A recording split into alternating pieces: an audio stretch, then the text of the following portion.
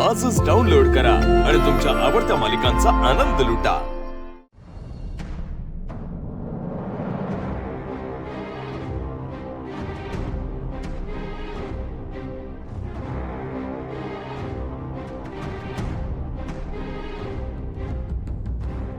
पारू, रागावलीस माझ्यावर? मगाशी विनाकारण सगळा राग तुझ्यावर निघाला। इतकं चिडायची काही गरजच नव्हती, पण माणूस आपल्या जवळच्या माणसांवर चिडतो असं म्हणतात। तू मला तितकी जवळची आणि हक्काची वाटतेस म्हणून कदाचित झालं असेल।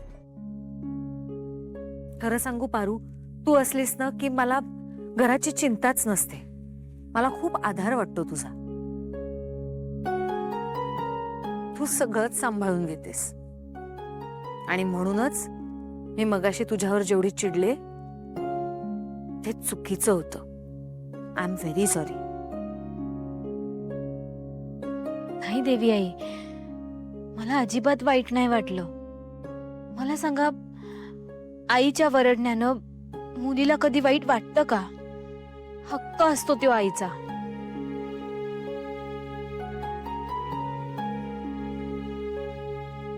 पारू, तुझ्या समजूतदारपणाचं काय करू अगं मी? खरं तर मगाशी ना माझ्या डोक्यात खूप वेगळे विचार चालले होते। म्हणजे आता आपल्या कंपनीला त्या कॉम्पिटिशन मध्ये जायचं आहे, त्याच्यासाठी आपल्या कंपनीला रिप्रेझेंट करणारं कोणीतरी हवंय, कुठेतरी मॉडेल हवी आहे। हे बघ श्रीकांत, दाखव तिला।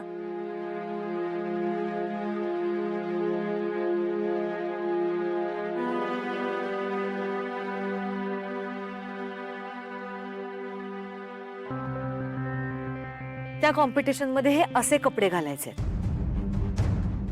पारू, मला सांग, तुला जमणार आहेत हे असे कपडे घालणं? नाही देवी आई, मला माफ करा, पण ही अशी तोकडी कापड मला घालता नाही येणार।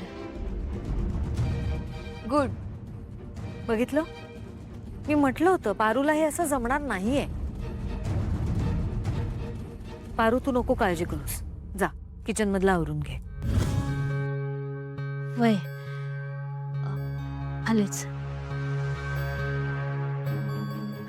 श्रीकांत, मोहनला सांग की आपल्या कंपनीला रिप्रेझेंट करायला कुठली तरी टॉपची मॉडेल हायर करा।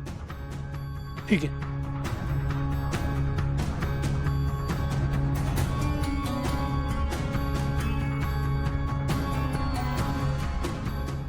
त्यांना माझ्यापेक्षा सुंदर मॉडेल कोण मिळणार आहे?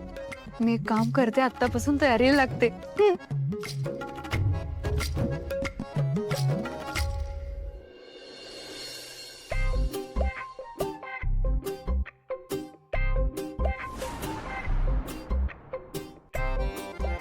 आणि टर्न घेताना एकदम अशा आता तुझं नाव लिहिणार होतो, पण जाऊ दे, तुला नाही जमणार। हा, काय पण काय बोलताय? हे बघा, लोकांनी ना शून्यातून विश्व निर्माण केलंय। मला जर माझं विश्व निर्माण करायचं असेल तर मला अशी प्रॅक्टिस करावी लागेल।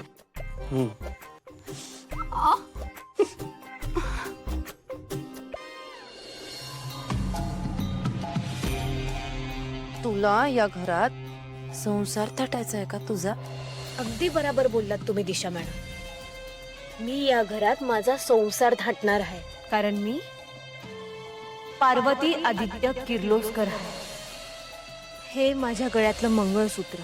मी आदित्य सरांची बायको आहे, त्या घरची मोठी सून आहे। आणि हे समज तुम्हाला ज्यांना जाऊन सांगायचं त्यांना सांगा। Shrikant, I am very sorry. पारूवर सुद्धा मी आज उगाच चिडले रे। काही गरजच नव्हती असं वागायची। ती बिचारी किती काय काय करत असते आपल्या घरासाठी।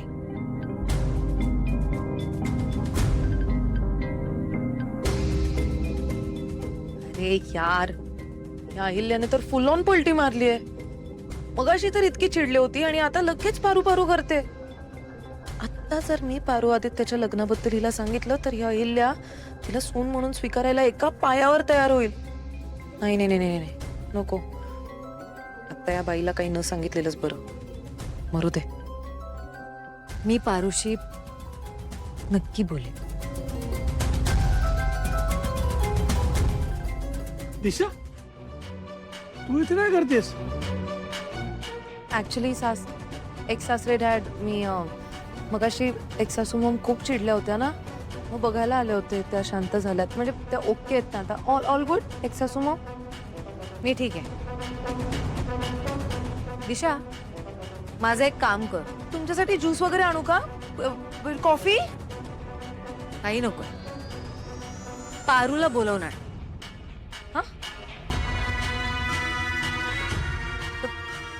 पारूला बोलून आणते.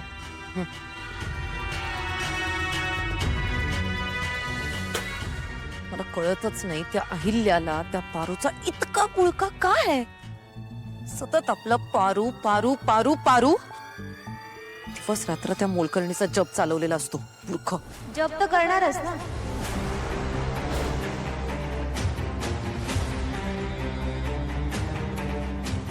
कारण माझ्या देवी आईंचं माझ्यावर मनापासून प्रेम आहे. दिशा मॅडम, काय झालं? मी देवी आईंना समजा सांगणार होतात ना, का नाही सांगितलं? घाबरलात का? अगं ओव्हर कॉन्फिडेंट पारू, बरीच ना जरा. मी घाबरले असं वाटतं तुला? मी घाबरले नाहीये. या सगळ्या मागे माझा एक स्वार्थ आहे. एक्सप्लेन करते. तर मी असा विचार केला की या घरातली किर्लोस्करांची सून मला माझे मोलकरीण म्हणून मिळते. म्हणजे लादी पुसायला, माझ्या चपला उचलून ठेवायला, माझे कपडे प्रेस करायला, धुणी भांडी करायला, ही सगळी कामं करण्यासाठी जर मला किर्लोस्करांची थोरली सून, एक प्रीमियम मोलकरीण मिळणार असेल, तर मी स्वतःचं नुकसान का करून घेईन? आणि शिवाय पारू, तुला असं नोकरांसारखं राबवल्यावर, नोकरांसारखी सगळी कामं सांगितल्यानंतर तुझ्या धनीला, त्या पिंटोक आदित्याला येणारा राग, त्याला होणारा त्रास, ते बघण्यात तर ना एक वेगळीच मज्जा आहे. ती मी तुला एक्सप्लेन पण नाही करू शकणार. आता तू सांग, मला इतकं सगळं एन्जॉय करायला मिळणार असेल तर मीच माझ्या आनंदावर असं पाणी कसं होतो. म्हणून मग मी विचार केला, आता अहिल्याला काहीच नको सांगायला. आत्ताच काय, कधीच नको सांगायला. मला ते इंटरेस्टच नाहीये. म्हणजे आता ते सांगण्यात मला काही पॉइंटच वाटत नाही खरं तर. तू कायम अशीच राहा, मोलकरीण, प्रीमियम मोलकरीण बनून. म्हणजे मला तुझ्यावर वाटेल तसा जाच करता येईल. एक मालक बनव. आणि हो पारू, मॉडेल वगैरे बनायची स्वप्न सोडून दे ग तू ना तो विचार सुद्धा येऊन नको देऊस तुझ्या डोक्यात. आता माझं तर ऐकत नाहीच तू, पण तुझ्या देवी आईने, तिने तुला तुझी लायकी दाखवून दिलेली आहे ना. नोकर आहेस, नोकरांसारखं राहायचं.